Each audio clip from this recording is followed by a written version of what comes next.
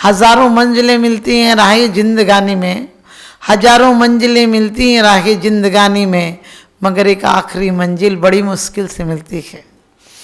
कि वास्तव में कहा है कि अंतरात्मा आदमी बन जाए। अंतरात्मा का मतलब है जो हमारी ऊर्जा बाहर जा रही है वो अंतर की तरफ आ जाए। जितना समय व्यक्ति क्षुद्र में निकालता है इतना विराट में नहीं निकालता है। जितना समय पदार्थों में निकालता है इतना परमार्थ में नहीं निकालता है। जितना समय, जितनी इंद्रियों की शक्ति, तन मन धन तीनों व्यर्थ में इतना खर्च करता है, इतना जोड़ता है कि जीवन को नष्ट कर लेता है। आपने देखा होगा आध्यात्मिक व्यक्तियों के पीछे भीड़ नहीं होगी। जो सच्चे आध्यात्मिक होंगे उन्हें तो कोई देख नहीं पाएगा। लोगों की आज भीड़ किसके पास है? झूठों के पास, अभिनेताओं के पास, नेता के पास।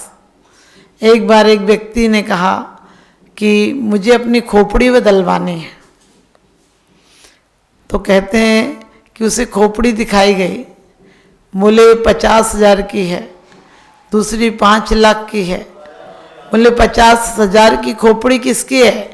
बोले राजनीतिक की है, क्योंकि उसमें दिमाग की जरूरत ही नहीं होती है। और जो 5 लाख की खोपड़ी है वो किसी विद्वान की है, उसने दिमाग का उपयोग किया लेकिन शब्द ज्ञान के लिए किया है। और जो अनमोल खोपड़ी है, अनमोल जिसका कोई मोल नहीं दे सकता, वो संत की खोपड़ी है, क्योंकि संत की खोपड़ी ने वो काम किया है जो मिट्टी को सोना बनाया है, कंकड़ को हीरा बनाया है, बेकार की जिंदगी को वरदान बनाया है, जिसने अपनी जिंदगी में क्षुद्र को नहीं विराट को अपनाया है, जिसने जीवन में अपने आप को महत्वपूर्ण बनाया है, जिसने जीवन में पत्थर नहीं इकट्ठे किए हैं, क्षुद्र बातें इकट्ठी नहीं किए, क्रोध मान माया लोभ इकट्ठी नहीं किए, बल्कि क्षमा प्रेम करुणा दया सहजता इकट्ठी किया। हमारे जीवन में भी हम किन चीज़ों पर समय व्यर्थ कर रहे हैं? हम कभी कभी कहते हैं कि मन को बस में कर लो तो मौन ले लेते हैं। मौन लेने से मन बस में नहीं होता है, मौन लेने से तो मन और उदंड हो जाता है। आचार्य कहते हैं कि जो अंतरात्मा होता है उसे बाहर की चीज़ें कोई प्रभावित नहीं कर पाती हैं। बाहर सुख हो, दुख हो, बंधु हो, मित्र हो, शत्रु हो, कोई भी हो, अरे गावतारण असि प्रहारण मैं सदा समता धरण। क्या है यार? गावतारण असि प्रहारण में सदा समता धरण। जो अंतरात्मा होते हैं उनके लिए आप या तो दीपक की आरती उतारो या उनकी बदनामी करो, ना कोई फर्क नहीं पड़ता है। और या असी का प्रहारण करो। कितने मुनिराजों पर उपसर्ग किए हैं दुष्टों ने, लेकिन उन्होंने दुष्टों के प्रति कोई प्रतिकार नहीं किया। पांडवों को आग लगा दी, गर्म आभूषण पहना दिए, उस समय भी उनके अंदर मुनि अवस्था में भी इतनी ताकत थी। वज्र सब नाराज संगनन था कि चाहते तो एक हाथ में पलटा देते, लेकिन वो जानते हैं कि क्या कर पाएगा कोई, इस देह का घात करेगा और देह तो एक दिन जानी है। क्योंकि इस शरीर से कितना भी प्यार कर लो, कितने भी क्रीम पाउडर लगा लो, कहते हैं दुर्गंध देंगे असुचि मल की पिटारी, जो शुद्ध वस्तु जग में तन ने बिगाड़ी, क्यों क्रीम पाउडर लगा कर रे सजाता, ज्ञानी सदा तप तपा सुख शांति पाता। दुर्गंध दे असुचि मल की पिटारे। कैसी है ये देह? वो जानता है कि देह मेरी आत्मा नहीं है, देह मेरी नहीं है, देह तो वस्त्रों की भांति मिली है, बदल जाएगी। और देह से भी इतना लगाव क्या करना? इसलिए देह को जला पाएगा आदमी, मुझे नहीं जला पाएगा। देह जलेगी तो मेरी चेतना जगेगी, और चेतना जगेगी तो देह का कोई प्रक्रिया हम पर असर नहीं कर पाएगी। और वैसे ही हुआ, पांडवों को आग लगा दी, लेकिन आप सबको पता है कि मोक्ष और सर्वार्थ सिद्धि में कारण बन गई उनके लिए। और हम जीवन भर जीवन में आग लगाते हैं। जिनकी चिंता में तू जलता वो ही चिता जलाते हैं। जिन पर रक्त बहाया जल सम वो ही जल में बहाते हैं। पिंडदान कर प्रेत आत्मा से अपना पिंड छुड़ाते हैं। कहते हैं जीवन भर चिंता सुलगावे मरत चिता सुलगावे। जो कामी क्रोधी व्यक्ति है वो जीवन भर चिंता में जलता है। कैसी चीज मिलेगी, कैसे मिले, कैसे षड्यंत्र से, किस पाप से, किस व्यभिचार से मिले, बस उसे संपत्ति चाहिए। जीवन भर चिंता में जलता है और मरने के बाद चिता में जलता है। हमें चिता में नहीं जलना है, हमें चेतना को ऐसा जगाना है। वो चेतना कैसे जगेगी? जब अपने चिंतन की धारा को बदलेंगे, क्योंकि कौन शत्रु मित्र हो जाए पता नहीं चलता है। सत्य बात सुनना कौन चाहता है? सत्य किसी को सुनाओ तो कोई सुनना नहीं चाहता है। और सच पूछो, मैना ने भी तो अपने पिता से सत्य कहा था कि पिताजी हम कुलीन कन्याएं हैं, वरों का चयन नहीं करती हैं, ये आपका कर्तव्य है कि आप मुझे किसको देंगे, आगे मैं अपना कर्तव्य निभाऊंगी। इतनी सी सत्य बात अहंकारी सुन नहीं पाता है। जो कहता है कि मैं निरहंकारी हूं, उसके अंदर भी अहंकार बोलता है। आपने देखा होगा, तप से, ज्ञान से, बल से, रूप से, विद्या से, हर चीज अहंकार में कारण बन जाती है। और उसका पिता भी बर्दाश्त नहीं कर सका, कहने लगा मैं तुझे सुख देता हूं और तू कहती भाग्य से मिला है। यदि मैं चाहूं तेरा भाग्य बदल दूं, तुझे किसी रोगी को, किसी लाचार को दे दूं तो तू बता क्या करेगी? उसने कहा पिताजी आप अपना काम कर सकते हैं, मेरे कर्मों को नहीं बदल सकते हैं। आज मैं किसी झोंपड़ी में पैदा होती तो क्या आप मुझे इतनी सुख सुविधाएं दे सकते थे? नहीं देते, आपका लगाव नहीं होता। और सत्य को कहने पर जो बाप अपनी बेटी के लिए, हर बाप अपने बेटों से ज़्यादा बेटियों को चाहता है, क्योंकि बेटियां घर की रौनक होती हैं। बेटियां बिना पंखों की चिड़िया होती हैं, जो घर में चहकती हैं, महकती हैं, रौनक लाती हैं, फिर एक दिन अपने पंख को समेट कर दूसरे के घर की रौनक बन जाया करती हैं। जो बेटियां जन्म से ही पराई होती हैं, बड़ी होती है तो सगाई होती है और एक दिन डोली में बैठकर विदाई होती है। लेकिन एक बाप ऐसा भी हुआ जिसने अपनी बेटी को ढूंढकर कोढ़ी को दे दिया। और लेकिन बहन, माँ, सब लोग दुखी थे कि कितनी लाचारहीन व्यक्ति को दे दिया। मंत्री समझाते हैं, जरा सोचो विचारो तो कहेगी क्या तुम्हें दुनिया, कलंकित करके कुल अपना की क्यों शोभा गंवाते हो। कहाँ है चांद पूनम सा, कहाँ है नर महाकुस्ती, कलंकित करके कुल अपने की क्यों शोभा गंवाते हो, कि क्यों धब्बा लगाते हो। सब समझाते हैं, लेकिन अहंकारी के कान बहरे हो जाते हैं, हृदय पत्थर का हो जाता है, आंखें निस्तेज हो जाती हैं, आंखों में रोशनी नहीं होती है। उसका सच पूछो इंद्रियां काम नहीं करती, क्योंकि मन काम नहीं करता। मन पर जिस समय अहंकार की प्रेत आत्मा सवार हो जाती, उससे कुछ नहीं दिखता है। और अपनी प्यारी सी बेटी का हाथ कोढ़ी के हाथ में दे दिया। फिर भी जिसके अंदर सिद्धांत का सही ज्ञान है, उसे कोई फर्क नहीं पड़ता। उसे पता है संसार के संयोग वियोग हैं, एक दिन छूट जाएंगे। कोई कुछ भी कहे, सब अच्छा भी छूट जाएगा, बुरा भी छूट जाएगा। हमारी चेतना ना अच्छी होती है ना बुरी होती है। हमारी चेतना तो शक्ति की अपेक्षा आज भी अनंत चतुष्टय की शक्ति रखती है।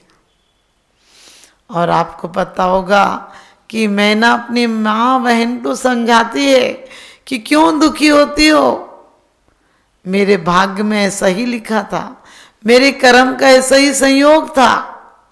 और पिता को अंतिम क्षण में थोड़ा विवेक भी जाग जाता है, पश्चाताप होता है, रोने लगता है, विलखने लगता है, कहता है इस गलती को अब कैसे सुधारूं। ख्याल आता है कि बेटी तो मेरी है, विवाह कर दिया लेकिन जाने नहीं दूंगा। और कहता है मैं ना, एक गलती हो गई, मैंने विवाह कर दिया तेरा, अहंकार का भूत था, लेकिन अब जाने नहीं दूंगा तुझे। मैना कहती है पिताजी आपने अपना फर्ज पूरा किया है, अब मैं अपना कर्तव्य पूरा करूंगी। क्योंकि चांद से चांदनी दूर नहीं रह सकती है, सरसों से तेल दूर नहीं रह सकता है, अग्नि से उष्णता दूर नहीं रह सकती है। इसी प्रकार से मैं अपने पति से दूर नहीं रह सकती हूं, क्योंकि मैं धर्म पत्नी हूं। आपत्ति काल में उनके पथ के कांटे चुनना जानती हूं और सुख में उनके पीछे रहना जानती हूं। इसीलिए रामायण में एक चौपाई आई है, आपत्ति काल परखिए चारी, धीरज धर्म मित्र और नारी। आपत्ति काल परखिए चारी, धीरज धर्म मित्र और नारी। कहते हैं आपत्ति काल में चार की परीक्षा हो जाती है, धीरज धर्म मित्र और नारी। नारी भी एक परीक्षा की घड़ी होती है, मित्र भी तुम्हारी परीक्षा में काम आता है कि तुमने उस मित्र का कितना सही साथ दिया। हमारा शरीर मित्र हो सकता है, शरीर को गालियां देने की जरूरत नहीं, लेकिन शरीर साधक भी हो सकता है, शरीर बाधक भी हो सकता है। शरीर को नष्ट नहीं करना है, शरीर का उपयोग करना है, और अंतरात्मा जानता है कि कैसा उपयोग करना है। मैना सुंदरी यदि रोती विलकती आर्तरो ध्यान करती, बाप को गालियां देती, श्रीपाल को गाली देती, तलाक देकर बिना तलाक के भी राजा था, रख लेता घर में, लेकिन रुक जाती तो क्या भाग्य बदल जाता। सुविधाएं मिल जाती लेकिन शांति नहीं मिलती। आज बच्चियां जरा जरा सी बात पर घर तोड़ कर आ जाती हैं, घर छोड़ कर आ जाती हैं, परिवार को ठुकरा कर आ जाती हैं। लेकिन नहीं ठुकराना चाहिए जरा सी बात में, क्योंकि दो कहो और दो सुनने की क्षमता रखो। किसी की बात को हंसकर जवाब दे दो, क्योंकि तुम्हारी शान घट गई होती कि रुतबा घट गया होता। जो गुस्से में कहा तुमने वही हंसकर कहा होता। आज जरा जरा सी बात हमें बर्दाश्त नहीं होती है। किसी का अधिकार, यदि सास ने कुछ कह दिया तो कह दिया, वो बड़ी हैं, उनका भी अधिकार, उनका बेटा है, मैं बहू बन कर आई हूँ, सुन लो। और यदि बहू ने भी कुछ कह दिया तो सोच लो किसी की बेटी है, अपनी माँ से बोलती होगी, अपना परिवार छोड़ कर आई है, इस घर में रहने आई है, उसे इतनी सुविधाएं, इतने सुख, इतना अच्छा माहौल दो कि उस पीहर को भूल जाए, तब तुम्हारी तारीफ है। तकरार में क्या रखा है। तो इसी प्रकार से मैना सुंदरी ने तन मन से इतनी सेवा की, जंगल में चली जाती है पति के साथ, तो श्रीपाल कहने लगते हैं, क्योंकि उसकी सेवा कोई छूत की परहेज नहीं रखती थी, दवाइयाँ अपने हाथों से लगाती थी, औषधि तैयार करती थी। और उस समय श्रीपाल कहते हैं कि मैना, माना तेरे साथ बहुत बुरा हुआ, लेकिन तू एक कहना मेरा मान जा, जब तक मेरा रोग ठीक नहीं होता तब तक तू अपने पीहर में विश्राम कर। वो कहती है आप कैसी बात करते हैं, मुझे किस बात की सजा दे रहे हैं, मैं सब कुछ बर्दाश्त कर लूंगी, लेकिन आप अपने चरणों की सेवा से मुझे दूर मत करना। और इतनी बात के बाद आपको पता होगा, श्रीपाल ने कहा था कि मुझे छूत का रोग है, तू मेरे पास आएगी तो तुझे भी हो सकता है, इसलिए तू मुझसे दूर रह। उसने कहा था कि ये तो जीवन में बहुत बड़े बड़े रोग हैं, जन्म मरण का रोग है, इस रोग की क्या बात है, लेकिन मैं उपचार करूंगी, और ये उपचार करूंगी के लिए सतत प्रयत्नशील रही। औषधियां भी लगाई, लेकिन परम औषधि के लिए दिगंबर मुनिराज के चरणों में, क्योंकि शारीरिक पीड़ा तो श्रीपाल को थी, मानसिक पीड़ा धर्म पत्नी को होती है, अपने पति को जरा भी तकलीफ में, टेंशन में नहीं देख सकती, और आजकल टेंशन के अलावा कुछ देती नहीं। पहले लोग विवाह हो जाए तो बधाइयाँ देते थे, अब काहे की बधाई दोगे, आफत और पड़ गई। हो सकता है वो रोज ही कलह करती होगी। लेकिन आपको पता है, दिगंबर मुनि को देखकर ये नहीं कहा कि मेरी किस्मत फूट गई, मेरे बाप ने क्यों ब्याह दिया, मैं कब इससे मुक्त होंगी, कब इससे छुट्टी मिलेगी, ऐसी बातें नहीं कहीं। उल्टे कहती है कि महाराज इनके सातक उदय कैसे दूर होगा, दवाइयों से नहीं होगा। जब दवाई से रोग नहीं मिट पाते हैं तो दुआओं से मिट जाते हैं। क्योंकि जब मुनिराज ने सुना तो मुनिराज कहते हैं सिद्ध चक्र का विधान करो, वो सिद्धों की आराधना करो जिससे कि जन्म मरण के रोग भी मिट जाते हैं। शारीरिक रोग क्या मायना रखता है, और वो वैसा ही करती है। सुनि साधु बचन ऋषि मैना, नहीं झूठ हो ये मुनि के वेना, करके श्रद्धा सिर सिद्ध चक्र की ठाने, फल पायो मैं नारायणी। श्रद्धा कर लेती है और सिद्ध चक्र की आराधना करती है। वहाँ कौन सा संगीतकार था, कौन सी वेदी, कौन सा मंडप, कुछ नहीं था, लेकिन प्रभु आराधना के लिए प्रभु थे और हमारे भाव थे। और उस आराधना का गंधोदक जल पति के मस्तक पर डालती है, और डालते ही प्रभु के आशीर्वाद से, प्रभु की आराधना से, शुद्ध भावों से जो आराधना का फल मिलता है, उससे श्रीपाल का कोढ़ ठीक हो जाता है।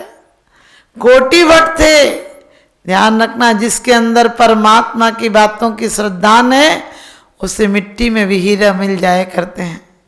पिता ने तो कोड़ी जान कर दिया था, लेकिन उसके भाग्य ने तो कोटि भट्ट का समागम कराया था और पटरानी बनाया था। लेकिन उनको देखकर हमें अंदर में लक्ष्य बनाना है कि वो राज्य मिलना सौभाग्य, लेकिन राज्य में मरना सौभाग्य नहीं है। हमारे जीवन को क्रम से चलना चाहिए। पहले ब्रह्मचर्य, फिर गृहस्थ अवस्था, फिर वानप्रस्थ, फिर संन्यास, और उन्होंने आखिरी में श्रीपाल कर्म घन मोक्ष गए। और कहते हैं आगे मैं ना पावे शिव राजधानी। ध्यान रखना, उन्होंने जैसा किया है, ये ग्रस्त होकर अपने अंतरात्मा को, लक्ष्य को ध्यान दिया है। हम सबको भी चाहिए कि घर में रहें, लेकिन घर हमारे अंदर नहीं रहे। नाव पानी में रहे कोई खतरा नहीं, तिरती है, तिरा देती है, लेकिन नाव में पानी आ जाए तो डूबती है और डुबा देती है। हमारे जीवन में हम घर में रहें, गृहस्थी में रहें, कोई दिक्कत नहीं, लेकिन घर गृहस्थी हमारे अंदर आ जाएगी तो संसार की नैया डूब जाएगी। तो हमें कोशिश करना है कि मुनिराज तो अंतरात्मा है, लेकिन हम अभी से प्रयास करें कि एक दिन हमारी अंतरात्मा भी उत्तम अंतरात्मा बने, ताकि परमात्मा भी बन सके। परमात्मा में क्या है, जब आत्मा संसार में रहते हुए संसार से ऊपर उठ जाती है तो एक दिन इतने ऊपर उठ जाती है जहाँ के आगे कोई राह नहीं है। गतिशील करो कदमों को, मंजिल पास नहीं है, काल चक्र गतिमान किसी का दास नहीं है। सार्थक कर डालो अपनी हर सांसों को, क्योंकि पल भर भी इन सांसों का विश्वास नहीं है, पल भर भी इन सांसों का विश्वास नहीं है। तो मैं नेता अभिनेता के साथ नहीं जाना है, क्योंकि यदि हम उनके पीछे लगते हैं, उनके साथ आपको लगता है कि उनका साथ दें, उनके नारे लगाते हो, समझ लेना तुम्हारा एक जीवन अभिनय हो जाएगा। अभिनय नहीं, ओरिजिनल होना चाहिए। अभिनय नहीं, आपको अंतरात्मा होना चाहिए। नेता नहीं, मोक्ष मार्ग का नेता होना चाहिए। और आप सब उस राज्य सत्ता को प्राप्त करें। आप दुनिया आपके चरणों में झुके और आप झुकना सीख जाएं, तो एक दिन दुनिया झुक जाएगी। तो आप सबका जीवन सुखी समृद्ध बने। मेरे यही